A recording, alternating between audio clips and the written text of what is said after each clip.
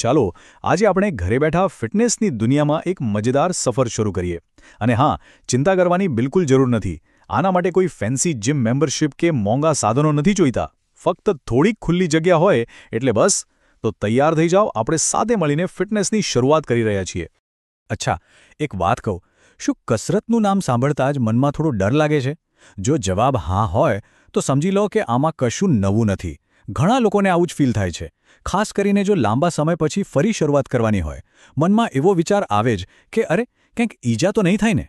પણ એ જ ડરને આજે આપણે દૂર કરવાનો છે આપણે એકદમ સરળ અને એકદમ સુરક્ષિત રીતે આગળ વધવાના છીએ તો સવાલ એ થાય કે ભાઈ શા માટે સીધી જ અઘરી કસરતો પર છલાંગ ન લગાવીએ વેલ એનું કારણ બહુ સિમ્પલ છે જેમ કોઈ મજબૂત ઇમારત માટે એનો પાયો મજબૂત હોવો જોઈએ બસ એ જ રીતે ફિટનેસમાં પણ છે ચાલો સમજીએ કે આ સરળ શરૂઆત કઈ રીતે આપણા માટે લાંબા ગાળે સફળતાનો મજબૂત પાયો નાખે છે જરા વિચારી જુઓ એક બાજુ કોઈ છે જે સીધું જ ભારે વજન ઉપાડવા જાય છે અને પરિણામે ઈજા કરાવી બેસે છે અને બીજી બાજુ કોઈ છે જે ધીમે ધીમે એકદમ સરળ કસરતોથી શરૂઆત કરે છે આપણું શરીર પણ કંઈક આવું જ છે એને કોઈ પણ નવી વસ્તુ માટે તૈયાર થવા માટે થોડો સમય તો જોઈએ જ જ્યારે આપણે સરળતાથી શરૂઆત કરીએ છીએ ત્યારે શરીર ધીમે ધીમે મજબૂત બને છે અને સાથે સાથે આપણો કોન્ફિડન્સ પણ વધે છે અને સાચું કહું તો આને જ કહેવાય સ્માર્ટ શરૂઆત તો ચાલો હવે વાત કરીએ એ 10 જાદુઈ કસરતોની આ એવી કસરતો છે જે ઘરે બેઠા ફિટનેસની સફર શરૂ કરવા માટેની એક આખી ટૂલકિટ જેવી છે એમ સમજી લો કે આ આપણો પર્સનલ ટ્રેનર છે પણ એ પણ બિલકુલ ફ્રી ચાલો શરૂઆત કરીએ બે સૌથી બેઝિક પણ સુપર ઇફેક્ટિવ કસરતોથી પહેલી છે એક જ જગ્યાએ ચાલવું અથવા માર્ચિંગ આનાથી શું થશે આનાથી શરીરમાં લોહીનું પરિભ્રમણ વધશે બોડી થોડી ગરમ થશે અને બીજી કસરત છે વોલ પુશઅપ્સ આ શરીરના ઉપરના ભાગને મજબૂત બનાવવાની એકદમ સેફ રીત છે બસ એવું જ સમજો કે જાણે દિવાલને ધક્કો મારવાનો છે હવે વારો છે એવી કસરતોનો જે આપણે રોજિંદા જીવનમાં કદાચ ખબર પણ ન હોય ને કરતા હોઈએ છીએ જેમ કે સ્ક્વોટ્સ એટલે બીજું કંઈ જ નહીં બસ ખુરશી પર બેસવાની અને ઊભા થવાની ક્રિયા આનાથી પગ મજબૂત બને છે અને આર્મ સર્કલ્સ અરે આ તો એવું છે જાણે આપણે ખવાને ગુડ મોર્નિંગ કહી રહ્યા હોઈએ દિવસભરની બધી જડતા દૂર થઈ જાય છે આખો દિવસ બેસી રહેવાથી શું થાય છે ખબર છે આપણા શરીરના અમુક સ્નાયુઓ જાણે આળસ કરવા લાગે છે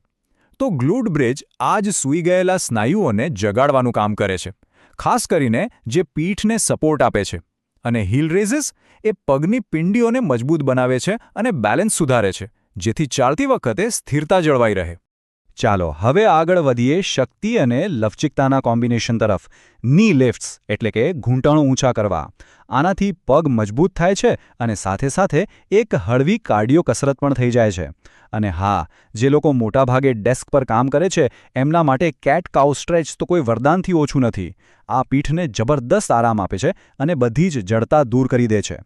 અને હવે આવી આપણી છેલ્લી બે કસરતો જે આપણા શરીરની સપોર્ટ સિસ્ટમને મજબૂત બનાવે છે સાઇડ લેગ લિફ્ટ્સ હિપ્સના સ્નાયુઓને મજબૂત કરે છે જે ચાલતી વખતે સ્થિરતા માટે ખૂબ જ જરૂરી છે અને ઘૂંટણ પર રહીને જે મોડિફાઈડ પ્લેન્ક કરવામાં આવે છે એ તો કરોડરજ્જુ માટે એક સુરક્ષા કવચ જેવું કામ કરે છે એને મજબૂત અને સુરક્ષિત રાખે છે ઓકે તો હવે આપણી પાસે આ 10 શક્તિશાળી કસરતોનું લિસ્ટ તો છે પણ હવે એને એક સાથે કેવી રીતે કરવી ચાલો હવે આ બધા અલગ અલગ ટુકડાઓને જોડીને એક પ્રોપર વર્કઆઉટ રૂટીન બનાવીએ આને બનાવવું એકદમ સરળ છે એમાં કોઈ રોકેટ સાયન્સ નથી બસ દરેક કસરત કરવાની છે દરેક કસરત પછી થોડો આરામ લેવાનો છે અને શરૂઆતમાં આ આખી 10 કસરતોનો સેટ ફક્ત 1 કે 2 વાર જ કરવાનું છે બસ આટલું જ મુખ્ય વાત એ છે કે આ પ્રક્રિયા સરળ અને મજેદાર રહેવી જોઈએ એક વાત ખાસ યાદ રાખવા જેવી છે સફળતાનું સૌથી મોટું રહસ્ય છે નિયમિતતા બસ અઠવાડિયામાં 3 થી 5 દિવસ આ રૂટીનને ફોલો કરવાનો પ્રયાસ કરવાનો છે ધીમે ધીમે આ એક આદત બની જશે અને એના સારા પરિણામો પણ દેખાવા લાગશે હવે મનમાં એક સવાલ ચોક્કસ આવી શકે છે કે જ્યારે આ બધી કસરતો એકદમ સરળ લાગવા માંડે પછી શું કરવાનું અને આ ખૂબ જ સારો સવાલ છે તો ચાલો હવે એ સમજીએ કે કેવી રીતે સુરક્ષિત રહીને ધીમે ધીમે આગળ વધવું અને પોતાની જાતને થોડો પડકાર આપવો આગળ વધવાનો મતલબ એ બિલકુલ નથી કે આપણે સીધા જ મોટા કૂદકા મારવા લાગીએ સ્માર્ટ રીતે આગળ વધવાનો મતલબ છે ધીમે ધીમે કસરતના પુનરાવર્તનો વધારવા, પોતાની ટેકનિક પર ધ્યાન આપવું અને સૌથી અગત્યનું, શરીર શું કહે છે એ સાંભળવું. એક વાત યાદ રાખજો, ધીરજ એ જ સૌથી મોટી તાકાત છે. તો અત્યાર સુધી આપણે જે પણ વાત કરી એ બધી શારીરિક કસરતો વિશે હતી, પણ હવે ચાલો સૌથી મહત્વની વાત કરીએ, અને એ છે આપણી માનસિકતા. કારણ કે સાચી ફિટનેસની શરૂઆત તો મનથી જ થાય છે. આ છેલ્લી વાત બહુ જ મહત્વની અને શક્તિશાળી છે. ફિટનેસ એ કોઈ રેસ નથી, પણ એક સફર છે. આપણો ધ્યેય પહેલા જ દિવસે પરફેક્ટ બની જવાનો નથી, પણ દરરોજ થોડી થોડી પ્રગતિ કરવાનો છે. એક નાની શરૂઆત અને સતત પ્રયત્ન, બસ આ જ સ્વસ્થ અને મજબૂત બનવાનો સાચો રસ્તો છે. તો ચાલો આજે જ એ નાનું પહેલું પગલું ભરવા માટે તૈયાર થઈ જઈએ.